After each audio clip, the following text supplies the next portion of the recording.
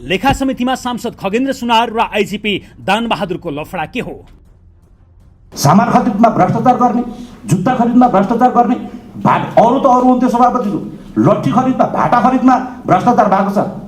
कुरा सुन्दै गर्दाखेरि यो धरतीमा सबभन्दा काम नलाग्ने मान्छे हामी नै रहेछौँ जस्तो लाग्यो। भाटा खरिदमा भ्रष्टाचार हुन्छ न, भाटा हान्नुपर्ने को लाग्यो फेरि ती जनतालाई हान्ने, ती भ्रष्टाचार गरेको खरिद गरेको भाटा लगेर जनतालाई हान्ने भन्ने हुन्छ। त्यहाँ चाहिँ अब सजिलो चाहिँ गाली गलौजै गर्नु रहेछ। आरोप लागिसकेपछि त्यो माथि छानबिन हुँदै गर्दा सम्बन्धित मान्छे त्यो पदमा बहाल हुनु हुँदैन भनेको। अब हामीलाई त्यहाँ 3 करोड खाएको भन्ने कुरा पनि आयो, 3 करोड हराएको भन्ने आयो। अब आइजिपीकै घरमा चोरी भयो भने अनि जनताले चाहिँ के गर्ने त? नेपाल प्रहरीका 3 जना आइजिपीहरू ओम विक्रम राणा, हेमबहादुर गुरुङ, रमेश चन्द्र ठकुरीहरू जेल परिसक्नु भएको छ। आइजिपीहरू नेपाल प्रहरीको जसले लामो समय सङ्गठनमा बसेर काम गर्नुभएको छ। भ्रष्टाचारको विरुद्धमा प्रश्न गरे बापत यो समितिबाट खगेन्द्र सुनारलाई आजको मितिबाट आउट गरिन्छ भने मलाई कुनै आपत्ति छैन, मलाई निकालिदिनुहोस् भोलिबाट। तर मेरो प्रश्न यही हो, फेरि हामी यहाँ के को लागि बसेको? मैले के भनेको छु? कसैलाई दोषी करार गरेको होइन। गृह सचिव र आइजिपी माथि फौजदारी अभियोगमा मुद्दा चलाउन र सेवाबाट बर्खास्त गर्नुपर्ने सुनारको माग। तत्कालीन गृहमन्त्री, गृह सचिव र आइजिपीलाई तत्काल सेवाबाट निलम्बन गरेर, जिम्मेवारीबाट बर्खास्त गरेर बाहिर ल्याएर यो कठघरामा राखेर यो विषयमा छानबिन हुनुपर्छ। खगेन्द्र सुनारले घरमै प्रवेश गरेर बर्खास्त गर्छु भनेपछि रिसाए आइजिपी दानबहादुर। जे भने पनि हुन्छ, उजुरकर्ताले प्रहरी भएकै कारणले सबै कुराको अबगाल खाइराख्नै पर्ने होला त। तत्काल छानबिन समिति बनाएर बर्खास्त गरेर यो छानबिन गरिनुपर्छ। नैतिकता छ भने तपाईँहरूले छोड्नुपर्छ, कानुनी राज्य हो भने बर्खास्ती गरिनुपर्छ। आजै, अहिले, राइट नाउ, अहिले हुनुपर्छ यो विषयमा। संसदीय समितिमा सत्तारूढ सांसदले प्रहरीको हुर्मत लिएकै हुन्, किन भइरहेको छ सर्वत्र आलोचना? प्रतिनिधि सभाको सार्वजनिक लेखा समितिमा बुधबार निर्वाचन प्रहरीको पोसाक खरिद तथा नेपाल प्रहरी र सशस्त्र प्रहरी बलमा आर्थिक वर्ष 2082-83 को सामग्री खरिदमा कानुनी व्यवस्था विपरीत टेन्डर गरेर घोटाला गरेको आरोप लगाइएका 2वटा उजुरीमा छलफल भयो। समितिमा आएका उजुरी सुरुमा समिति सचिवले पढेर सुनाए।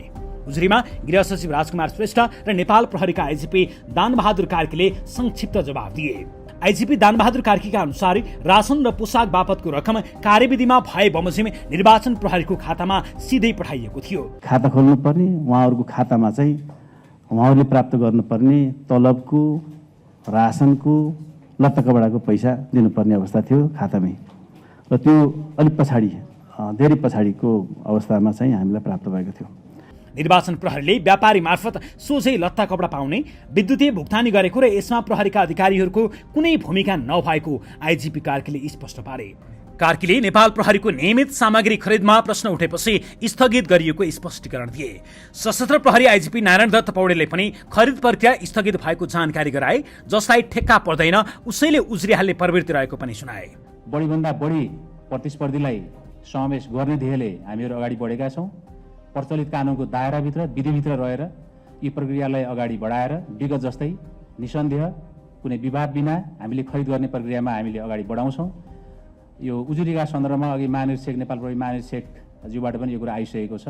यो प्रवृत्ति कस्तो देखिएको छ भन्दा जसलाई आफ्नो ठेक्का पर्दैन, टेन्डर स्वीकृत हुँदैन, उसले उजुरी हालिहाल्ने किसिमको, यो मात्रै नभएर थोरै प्रवृत्ति, दर्जनौँ सयौँ उजुरीहरू हामीले चाहिँ पाइरहेका छौँ। तर त्यो हेर्दाखेरि विधि सम्बन्धै छानबिन गर्दा हेर्दा बुझ्दा विधि सम्बन्धै हामीले चाहिँ पाएका छौँ। खरिदको कुनै प्रक्रिया अगाडि नबढेको अवस्थामा बेनामे भनेर उजुरीहरू असम्बन्धित निकायमा दिएकोमा असन्तुष्टि जनाए। उनीहरूले विधि प्रक्रिया अनुसार अब खरिद प्रक्रिया अगाडि बढाउने प्रतिबद्धता पनि समितिमा जनाए। त्यसकारण यो वर्ष पनि म प्रतिबद्धता सङ्गठनको तर्फबाट सम्मानित समिति समक्ष व्यक्त गर्न चाहन्छु कि प्रचलित कानुन र मापदण्डको अधीनमा रही, त्यसको दायराभित्र रही अहिलेको बजेटलाई पनि हामीले सोही तरिकाले यो श्रावणको अन्तिमसम्म सूचना निकाल्ने प्रक्रिया सुरु गर्ने भन्ने आदेश चाहिँ नेपाल सरकारबाट भइसकेको छ। सोही बमोजिम हामीले चाहिँ तयारी गरिसकेका छौँ। उठेका विषयमा अख्तियारदेखि अदालतसम्म मुद्दा पुगेको र समितिबाट हुने छानबिनमा पनि सहयोग गर्न तयार रहेको प्रतिबद्धता पनि जनाएका थिए। गृह सचिव र 2टी आइजिपीले उजुरीका सन्दर्भमा स्पष्टीकरण दिएपछि सांसदहरूले धारणा राख्न सुरु गरे। सांसदहरूले निर्वाचन प्रहरी पोसाक खरिदमा व्यापारी कसरी छनौट भए भनेर प्रश्न उठाउँदै थप छानबिन गर्नुपर्ने औलाए। तर रद्द भएको नियमित खरिदको विषयमा छलफल आवश्यक नभएको धारणा राखे। उजुरीमा व्यक्तिगत स्वार्थ पनि झल्किएको उनीहरूको भनाइ थियो। मुख्य प्रश्न जति सामान खरिद गरियो त्यो वास्तवमै आवश्यक थियो त भन्ने कुरा हामीले यो पनि अध्ययन गर्नुपर्ने आवश्यक छ। पत्र वास्तवमै जारी भएको हो भने समितिले तुरुन्त यो कागजात माग्नुपर्छ जस्तो लाग्छ। अख्तियारबाट सार्वजनिक खरिद अनुगमन कार्यालयलाई पठाइएको पत्र, सार्वजनिक खरिद अनुगमन कार्यालयको छानबिन सम्बन्धी गठन सम्बन्धीको निर्णय, छानबिन समितिको प्रतिवेदन, नेपाल प्रहरीलाई पठाइएको सुधार सम्बन्धी पत्र, नेपाल प्रहरीले त्यसको जवाफमा गरेको संशोधन, मूल बिड डकुमेन्ट र संशोधित बिड डकुमेन्ट, स्पेसिफिकेसनमै सेटिङ गरियो भन्ने कुराहरू यो हरेक पटक हरेक भ्रष्टाचारको मुद्दामा आइरहेको हुन्छ। कुनै सामान खरिद गर्ने भयो भने यो सामान लिने र यो अनुसारको स्पेसिफिकेसन चाहिँ पहिल्यै सेटिङ गर्ने अनि त्यही मात्र लिने भन्ने किसिमको हुन्छ भन्ने धेरै आरोपहरू हरेक यो उजुरीहरूमा देखिएको हुन्छ। तर राष्ट्रसभा सांसद खगेन्द्र सुनवारले सुडान घोटालादेखिका विषय राख्दै भ्रष्टाचार भएकै हो भन्ने तथ्य विस्थापित गर्ने हिसाबले समितिमा आक्रामक रूपमा प्रस्तुत भए। अहिले पनि पटक पटक नेपाल प्रहरी र सशस्त्र प्रहरीमा सामान खरिदमा अनियमितताको विषय उठिरहेको र संगठन बदनाम भइरहेको भन्दै प्रश्न उठाए। अहिले पनि बार उठिरहेका छन् यस्ता खालका प्रश्नहरू। त्यो सशस्त्र प्रहरीमा, त्यो नेपाल प्रहरीभित्र चाहिँ सामान खरिदका प्रकरणमा मेरो एउटा प्रश्न छ, सुन्तलामा भिटामिन पाइन्छ, अन्डामा भिटामिन पाइन्छ, जुत्तामा पाइने भिटामिन के हो, मोजामा के भिटामिन पाइन्छ, मोजा खाँदा पाइने भिटामिन के हो, जुत्ता खाँदा पाइने भिटामिन के हो, यो बार उठेको प्रश्नहरू छ। एउटा गरिबको छोरा एउटा सिपाही भएर आएको छ, उसको जुत्ता खाइदिने, मोजा खाइदिने, पट्टु खाइदिने, उसका लुगा खाइदिने, कपडा खाइदिने, यो बार प्रश्न उठ्यो। यहाँ मात्र होइन, सुडानसम्म पुग्ने बेला अन्तर्राष्ट्रिय जगतमा पनि यो सामानहरू खरिदका प्रकरणमा विभिन्न प्रश्नहरू समय समयमा उठेको छ र यो बारेमा बदनाम भएको छ सङ्गठनहरू, नेपाल बदनाम भएको छ। अहिले म एउटा सांसद मात्र होइन, एउटा सत्तारूढ पार्टीको सांसद के भन्दैछ, हामीलाई जनताले के भनेर दिएका हुन् यतिका भोट, यो विषयमा एन्टी करप्सन र गुड गभर्नेन्सको नेतृत्व गर्नु भनेर पठाएका हुन्। आजको समयमा फेरि पनि यही कुराहरू चाहिँ दोहोरिरहन्छ भने यी कुराहरूको चाहिँ साँची बस्न सकिँदैन। भ्रष्टाचार विरुद्ध सुशासनका लागि काम गर्न जनताले भोट दिएर पठाएको भन्दै सुनारले फेरि यी कुराहरू दोहोरिरहँदा साँची बस्न नसकिने चेतावनी दिए। हामी जे म्यान्डेट लिएर यहाँ प्रवेश गरेका छौँ, जे मुद्दा लिएर हामी चुनाव जितेर यहाँ आएका छौँ, यस्ता खालका बदमासीको हामी साँची बस्न सकिँदैनौँ। निर्वाचन प्रहरीको जुत्ता र कपडा खरिदमा छानबिन समिति बन्नुपर्ने उनको माग थियो। अख्तियार र अन्य निकायले गरिरहेको छानबिनलाई उनले विश्वास गर्न नसकिने तर्क प्रस्तुत गरे। विशेष खालको छानबिन समिति बनाएर के भएको हो स्पष्ट पार्नुपर्ने सुनारको माग थियो। यी जुत्ताहरूको खरिदमा, कपडाको खरिदमा समिति बन्नुपर्छ, समितिले छानबिन गर्नुपर्छ, स्पष्ट रूपमा छानबिन समिति बन्नुपर्छ, मुद्दा दायर हुनुपर्छ, फौजदारी अभियोगमा मुद्दा चल्नुपर्छ र अहिले जिम्मेवारीमा बसेका साथीहरूलाई बाहिर राखेर त्यो प्रक्रिया नसकिने बेलासम्म बाहिरपट्टि बसेर सहयोग गर्नलाई पनि हामीले भन्नुपर्छ र यो कर्म गर्नुपर्छ। धन्यवाद। सुनारले निर्वाचन प्रहरीको पोसाकका लागि खातामै पैसा हालिदिएको आइजिपीको जवाफलाई काउन्टर गर्दै जिल्लाहरूमा प्रहरीको कपडा कहाँ कहाँ पाइन्छ भनेर सोधे। उनले पोसाक व्यापारी कसरी छनौट गरियो, प्रहरीका हाकिमसँग चिन्जान र हिमछिम छ कि छैन भनेर पनि सोधे। प्रहरीको हेडक्वार्टरले तोकेको कमान्डर र एकाउन्टेन्टले जिल्लामा व्यापारीसँग मिलेर काम गरेको उनको आरोप थियो। एकाउन्टेन्टबाट रिटायर भएर फेरि ठेकदार भई प्रहरीमा प्रवेश गरेर काम लिएको उनको भनाइ थियो। निर्वाचन प्रहरीको पोसाक खरिद र प्रहरीको खरिद ठेक्का अनियमितता छलफल गर्न बोलाइएको बैठकमा सांसद सुनारले क्यामेराका अगाडि आइजिपी कार्कीको परिवारलाई नै मुछेर आरोप समेत लगाउनु भए। अब हामीलाई त्यहाँ 3 करोड खाएको भन्ने कुरा पनि आयो, 3 करोड हराएको भन्ने आयो। न त 3 करोड हराएको छ, न हाम्रो घर परिवारका मान्छेहरू संलग्न छन्। प्रहरी भएकै कारणले सबै कुराको अबगाल खाइराख्नै पर्ने होला त। उजुरीमा प्रहरी निरीक्षक मार्फत पैसा बुझाएको कुरा आएको भन्दै यी विषयमा गहिरो छानबिन हुनुपर्ने माग गरेका सांसद सुनारले यी मानिसको संलग्नता कहीँ कतै हो कि होइन भनेर प्रश्न गरे। सुनारले गृह सचिव राजकुमार श्रेष्ठ, आइजिपी दानबहादुर कार्की सहित तत्कालीन गृहमन्त्री ओम प्रकाश अर्याल र तत्कालीन सशस्त्र प्रहरी आइजिपी राजु अर्याललाई पनि छानबिनको दायरामा ल्याउन माग गरे। तत्कालीन गृहमन्त्री ओम प्रकाश अर्याल, तत्कालीन एपिएफको आइजिपी त्यति बेला को हुनुहुन्थ्यो, हाम्रो राजु अर्यालजी हुनुहुन्थ्यो, अहिलेको गृह सचिव उहाँ नै हुनुहुन्थ्यो, प्रहरीको चिफ उहाँ नै हुनुहुन्थ्यो। गर्ने के हो, गर्ने कुरा पनि स्पष्ट छ। तत्काल संसदीय छानबिन समिति बनाएर अगाडि बढ्नुपर्ने, छानबिन अगाडि बढ्दै गर्दा आरोप लागेका व्यक्तिले नै नैतिकताको आधारमा जिम्मेवारी मुक्त हुनुपर्ने भन्दै सांसद सुनारले गृहमन्त्री सुदन गुरुङ, गृह सचिव श्रेष्ठ र नेपाल प्रहरीका आइजिपी कार्कीको सिधै राजीनामा मागे। राजीनामा नदिई बर्खास्त गर्नुपर्ने समेत माग गरे। यसमा उनले प्रश्न उठ्दा अहिलेका गृहमन्त्री सुदन गुरुङले राजीनामा दिएर जिम्मेवारीबाट अलग भएको र सफाई पाएपछि फेरि फर्केको उदाहरण पनि दिएका थिए। तत्काल छानबिन समिति गठन हुनु पर्यो, त्यो संसदीय समिति बन्ने हो कि यही भित्रका समितिहरू बन्ने हो कि कसरी बन्ने हो, त्यो छानबिन समिति बन्नु पर्यो। त्यो छानबिन समिति बन्दै गर्दाखेरि, यो आरोप लाग्दै गर्दाखेरि नैतिकताको आधारमा आरोपित मान्छेहरू त्यो जिम्मेवारीमा बस्ने अधिकार हुँदैन। अहिलेको गृहमन्त्री पनि आरोप लाग्दै गर्दा, प्रश्न उठ्दै गर्दा सेवाबाट त्यो जिम्मेवारीबाट अलगिएर त्यो छानबिनमा सघाउनु भएको थियो। तत्काल आजको एउटा समितिबाट हाम्रो स्पष्ट कुरा छ, तत्कालीन गृहमन्त्री, गृह सचिव र आइजिपीलाई तत्काल सेवाबाट निलम्बन गरेर जिम्मेवारीबाट बर्खास्त गरेर बाहिर ल्याएर यो कठघरामा राखेर यो विषयमा छानबिन हुनुपर्छ। उनले नैतिकता छ भने पद छोड्न चुनौती समेत दिए, होइन भने कानुनी राज्यमा अहिले नै बर्खास्त गरिनुपर्ने धारणा उनले राखेका थिए। नैतिकता छ भने तपाईँहरूले छोड्नुपर्छ, कानुनी राज्य हो भने बर्खास्ती गरिनुपर्छ। आजै अहिले राइट नाउ अहिले हुनुपर्छ यो विषयमा।